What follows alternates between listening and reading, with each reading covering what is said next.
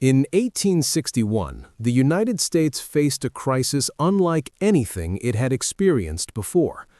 For nearly a century, the country had existed as a single republic, a nation founded in revolution, built on a constitution, and expanding steadily across a continent.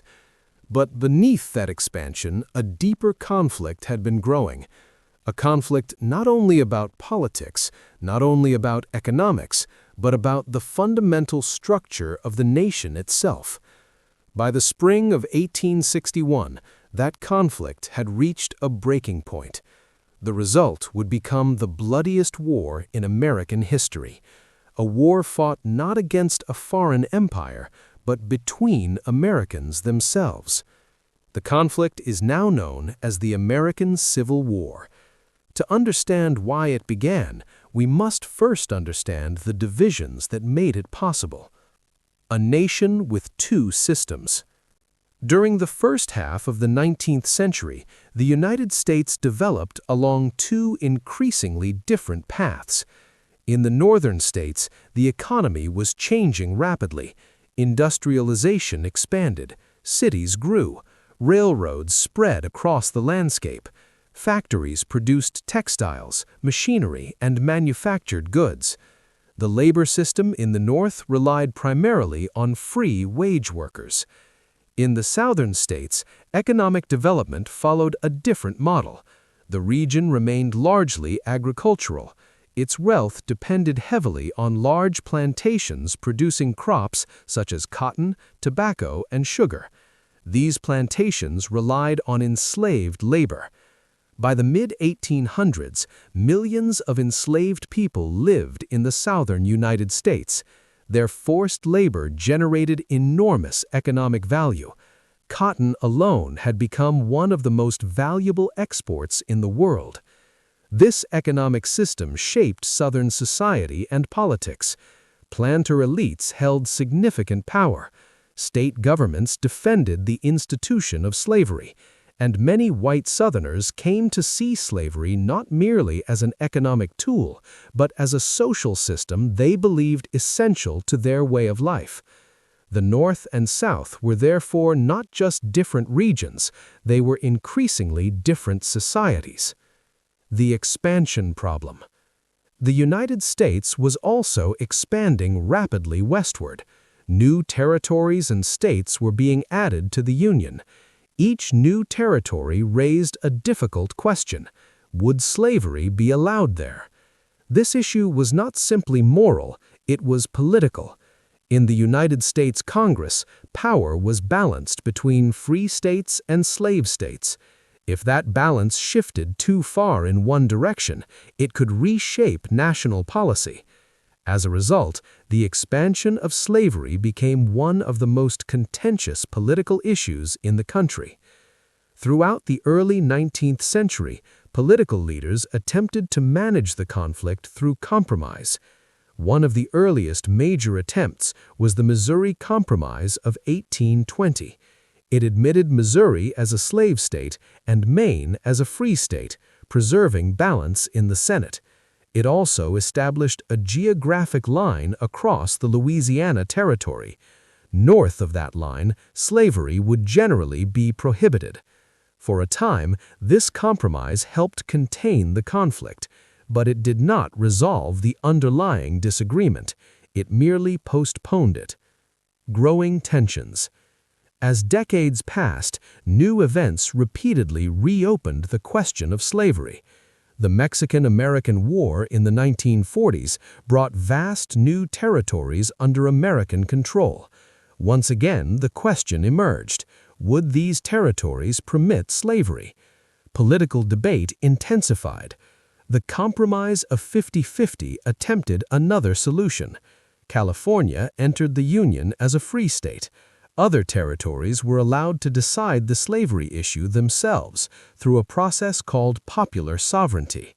But this compromise included a controversial measure known as the Fugitive Slave Act. This law required that escaped enslaved people be returned to their enslavers, even if they had reached free states. For many people in the North, The law forced them into participation in the enforcement of slavery. Resistance increased. Abolitionist movements gained support. Literature and journalism spread anti-slavery arguments. Public opinion became more polarized. The Kansas Crisis. In 1854, Congress passed the Kansas-Nebraska Act. The law allowed settlers in those territories to decide the slavery question by popular vote. In theory, this approach seemed democratic. In practice, it produced chaos. Pro-slavery and anti-slavery settlers rushed into Kansas. Both sides attempted to influence the vote. Violence erupted. Armed groups attacked towns. Political institutions collapsed. The period became known as Bleeding Kansas. It demonstrated that compromise was becoming increasingly difficult. The conflict was no longer confined to speeches and legislation. It was becoming violent. A nation polarized. At the same time, the national political system was changing. The old political parties that had previously managed sectional conflict began to break apart. The Whig Party collapsed. In its place, a new political coalition emerged in the North. This coalition eventually formed the Republican Party. The Republican Party opposed the expansion of slavery into new territories. It did not initially call for the immediate abolition of slavery where it already existed, but it argued that slavery should not spread further west. For many Southerners, this position was unacceptable. They believed that restricting slavery's expansion threatened the long-term survival of their society. By the late 1850s, political trust between North and South had eroded significantly. Each side increasingly believed that the other threatened their future. The election of 1860. The presidential election of 1860 brought these tensions into sharp focus. The Republican Party nominated a candidate who had risen rapidly in national politics. His name was Abraham Lincoln. Lincoln opposed the expansion of slavery into new territories, but he also insisted that the federal government did not have authority to abolish slavery in states where it already existed.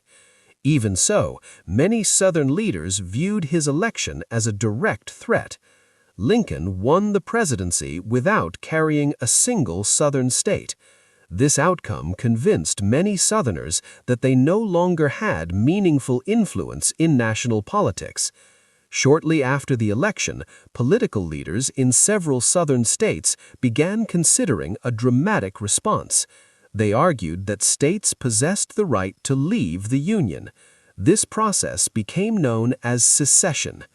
Secession begins. In December 1860, the first state formally declared that it was leaving the United States. That state was South Carolina. Within weeks, several other states followed: Mississippi, Florida, Alabama, Georgia, Louisiana, and Texas. Together, these states formed a new government. They called it the Confederate States of America. Their leaders argued that secession was necessary to preserve their political independence and protect the institution of slavery. They elected a president. They drafted a constitution. They began organizing a military. Meanwhile, the United States government in Washington rejected the legality of secession. From its perspective, the Union was permanent. No state had the right to leave it unilaterally. Two governments now claimed authority over the same territory. Conflict was becoming inevitable. The final break. When Abraham Lincoln took office in March 1861, the nation was already divided. 7 states had declared secession. Federal military bases inside those states were now surrounded by Confederate territory. One of those bases would soon become the flashpoint for war. It was a coastal fort in Charleston Harbor. Its name was Fort Sumter. Both sides understood its importance. Control of the fort symbolized sovereignty. If the United States surrendered it, the Confederacy would gain legitimacy. If the Union attempted to reinforce it, confrontation could begin. For weeks, the situation remained tense but unresolved. Then, in April 1861, the standoff ended. Confederate artillery opened fire on the fort. The bombardment lasted more than 30 hours. The Union garrison eventually surrendered. No major battle had yet occurred, but the meaning was unmistakable. War had begun. A war no one fully expected. When the American Civil War began, few people predicted how long or destructive it would become. Many expected a short conflict. Some believed a single decisive battle might end it. Others hoped the South might quickly negotiate independence. In reality, the war would last 4 years.